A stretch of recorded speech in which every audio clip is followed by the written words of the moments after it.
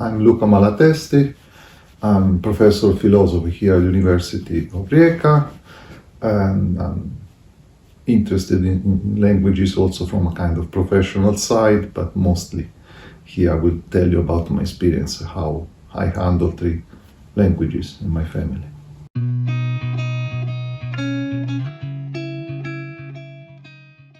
I'm multilingual. I speak Italian, English and Croatian.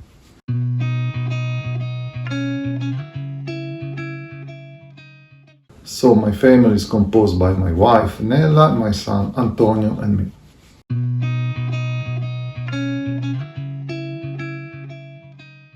In our household we use languages, we use Croatian, English and a bit of Italian. My wife uses Croatian, English, my son uses English, Croatian, Italian, and I use the 3 languages.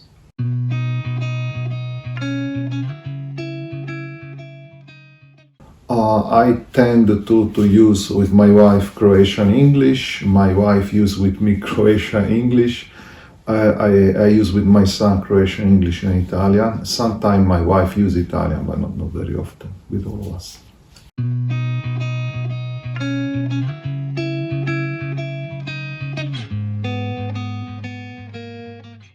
I would say that we have a fair share of English and Croatian in my house. I think this is given by biography, because with my wife we met in UK, we lived there 10 years. When we moved here in Croatia, English was the main language, and then of course Croatian slowly became another of our main languages. Also because to me it was important to learn the language, given that I was living and working here.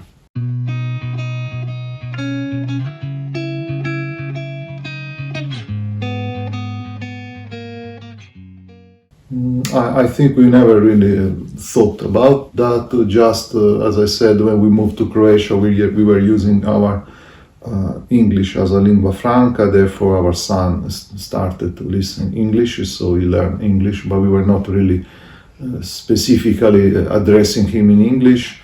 When I was learning Croatian, I have then to restrain from using Croatian because we realized that I was influencing in a negative way the accent and spelling or grammar way of saying words to my son. So yeah, the only deliberate act was to me in a certain stage not to use Croatian with my son. But we never made a point to use Italian or English or Croatian with him or between ourselves. It was more driven by the practicalities of our situation.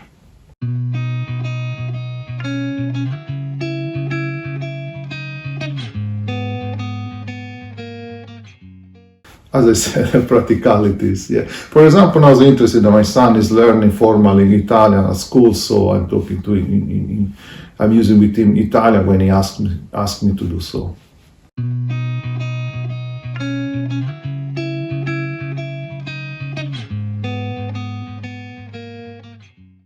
I don't think so, because we try to organize our education, our son, in a kind of spontaneous way. We don't try to force anything, just to follow what he wants to do. He never manifest when he was small any interested on specific language learning. Now when he asks, we can use languages. So no, we didn't plan this. We are happy with the result, but probably different conditions would have produced a different way of using languages.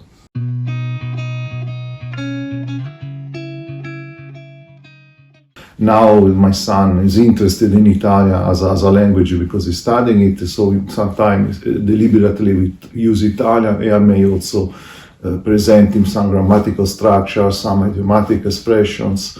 Plus also this is related to the fact that now he's a teenager, so he's also very interested in Italian culture, where I'm coming from. So he's very eager to learn also about the dialects of my region, our culture. So that's kind of guided by his curiosity about these aspects of my biography that he wants to share with me.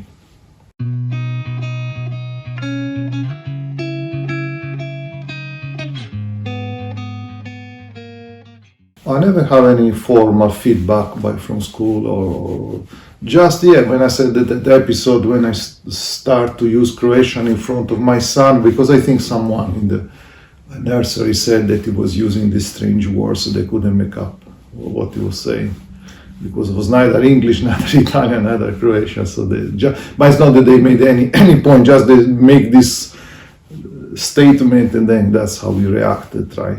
But also this thing didn't last longer. Then I think I become enough proficient in Croatian not to damage him.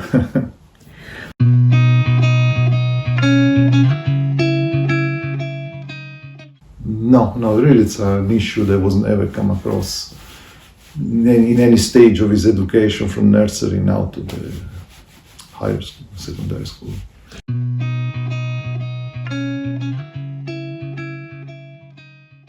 I think positive attitudes.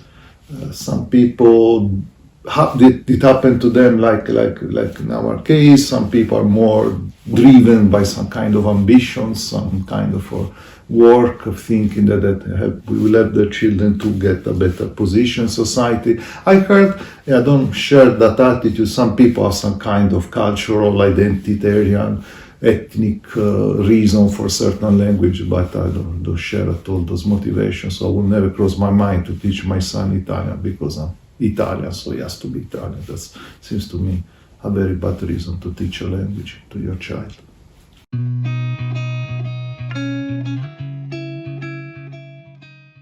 A lot of fun, no challenges really, because it gives this kind of playful attitude towards languages, and this kind of, so sometimes we have a kind of idiomatic use of things, we mix languages. I wouldn't think any challenge, yeah.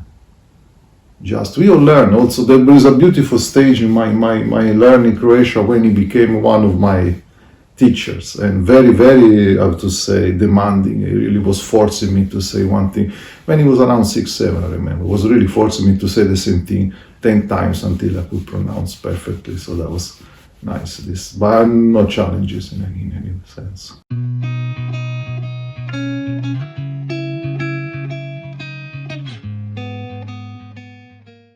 Of course, if you don't share the language, if you don't know the language, if you want really that your child learn several languages, you have to take him to school, you have to pay for it. I don't know, so I can imagine there is a kind of planning, structuring, following how the child learns the language. If he's not doing this kind of organic way, that is happened to us. I think it is whatever. If it's like learning music or whatever thing, that you have to especially pay attention to it or invest in it.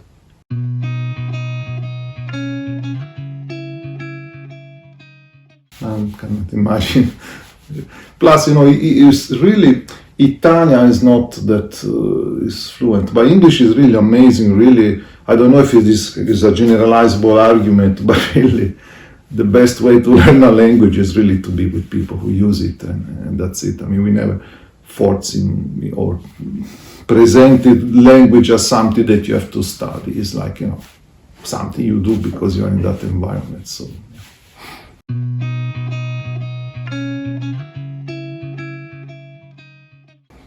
Is important to me, is not important. I think it's important to him to what I can say, seems to me, says that he likes a lot having languages because then he can get cultures, ways of saying. Plus, he's really puzzled by the fact that certain stereotyping people. By learning languages, he learns a bit of culture, and sees, for example, the different culture use the same way of saying. And so that all little signs that made him probably cosmopolitan, his attitude, and not very ready to accept certain historical way of presenting things, certain ethnic division, certain stereotyping. So it gives him freedom to think with his own head about this issue. So that's something important. So far we didn't see, to him is immensely important because he can now be part of a community of online gamers. So that's how. Then we'll see what he gets, what he does with these languages. But now this opening up your general attitude towards culture and differences, I would say that is the most important thing. Work-wise, I don't know. Maybe yes, maybe no. You never know where someone will end up.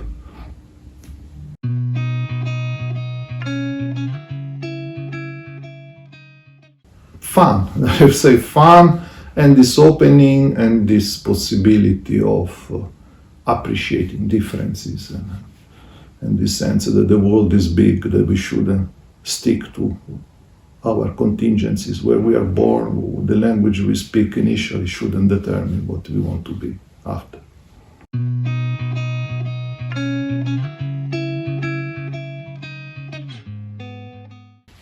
It would be not to force, not to. But then, of course, my experience is very peculiar because, as I said, that's trying to explain this kind of organic thing who came about given our circumstances.